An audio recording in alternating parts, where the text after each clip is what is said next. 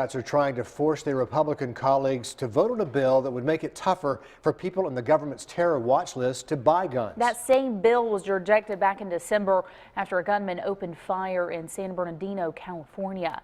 Here closer to home, another vigil tonight to show support for those victims in Orlando. Tonight's gathering started at the Augusta Common but ended with a larger crowd a couple of blocks away.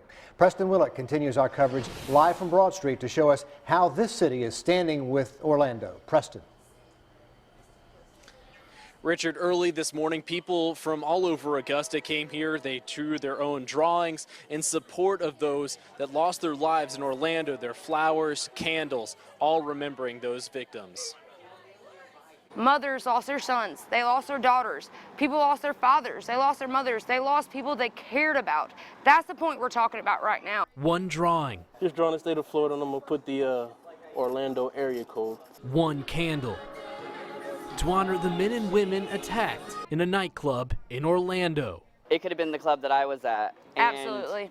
And it does shake us up, and it should make us come together. My purpose was for me to start the small piece that you see in front of behind me, and it grow to being everything else as people walk by. I wanted to stop and do what I could, man, show my support, man. You know, like I said, I feel for the families of the victims.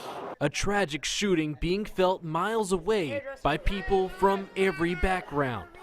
Hits closer to home there, knowing that I have to raise kids and prepare them for things of this nature. Just proposed to my soon-to-be wife, because she said yes, on Thursday, and it was scary to know that I had such a happy moment on Thursday, and for such a dramatic moment to happen just a couple of days later. Kelly says she lost two friends in the shooting.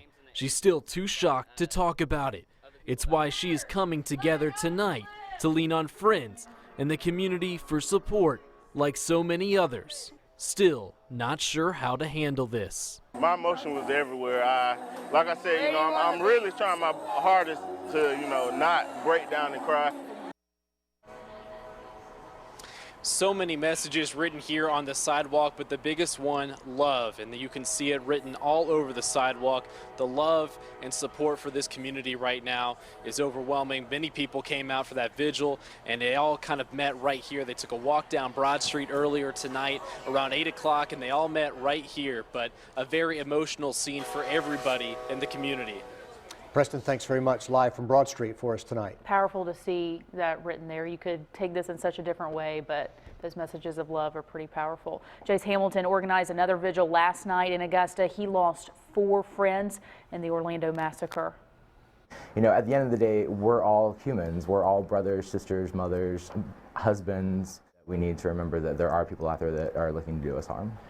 Hamilton says a friend was on Facebook Live when the shooting started. He says he started asking questions, trying to figure out what was happening inside that club he visited when he himself lived in Orlando. In the hours following the massacre in Orlando, there was a lot of discussion about whether this was a case of domestic terrorism or if it was a hate crime. Pete Simi, a professor at the University of Nebraska, describes it this way: terrorism is selecting a target based on ideology and motive to terrorize a community.